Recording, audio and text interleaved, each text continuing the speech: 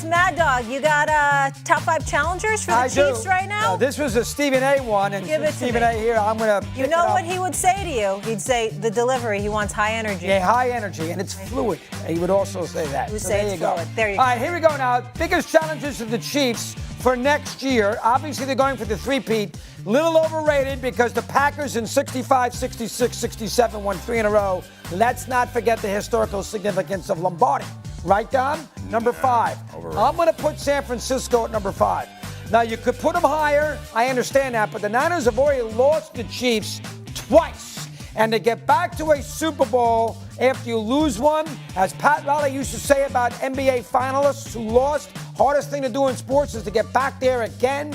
And I think that holds a little bit for San Francisco. When you get that close, play an extra 6 weeks or 5 weeks, and then lose, and in the heartbreaking way that they did lose, boy, that takes a lot out of a franchise. So I'm only going to put them at number 5. All right, number 4, this is an easy one here because I'm going to obviously put the Browns at number 4. Now, I could say Cincinnati, I could put them here if I wanted. I wanted to put an AFC North team in because that's the most competitive division in football.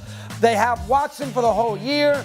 Though they stunk up the joint defensively against Houston, they do have a good defense. Judy is very, very good. They almost beat the Chiefs in the playoff game there 3 or 4 years ago. The Browns are on the come. The Browns are a very dangerous team. Watson showed some things late before he got hurt. A big win in Baltimore. I'm going to put the Browns at number 4. Good defense helps too. Number 3, this is the Ravens. Now, I can't put the Ravens any higher than that because I don't trust the quarterback in a big game. See, I think Watson can win a big game. Purdy's been in a big game. I don't trust Lamar in a big game, but obviously they have come close to Kansas City. They're in the AFC Championship game, losing 17-10. They bring in, obviously, Derrick Henry. That team is a very, very competitive team. They're dangerous, well-coached. I'll put the Ravens, although they lost their poise in the championship game, so I blame that on Harbaugh, but I'll put them at number 3. Number 2 in my list, this is going to be Buffalo. I mean, Buffalo came as close as you ever could come to beating the Chiefs twice. They should have beaten them in Kansas City, and if nothing else, they should have gotten the ball back before they had changed the rule in OT. And obviously, if Diggs catches a pass, if they play that last drive a little better, and then maybe if he kicks the field goal, they would have won. I'll put the Bills at number 2. It's a good rivalry. They beat the Chiefs a lot in the regular season. Here is the wrinkle.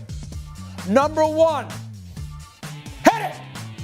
I'm putting the Lions. The Lions last year should have beaten San Francisco. Campbell screwed up the 2 field goals. We all know about that. They beat the Chiefs, albeit no Kelsey. They beat the Chiefs last year in week 1. The Lions, this is a dangerous, dangerous team. That division isn't that great. The NFC isn't that great. Goff's better than anybody thinks. They got weapons all over the place. They've added a couple of defensive players in free agency. I love the Lions. I love them. They should have won last year. And Detroit, Kansas City would have been a wonderful Super Bowl. I'm taking Detroit. The omission are the Eagles. I'm going to leave them out. That is a superb. Okay. Superb list.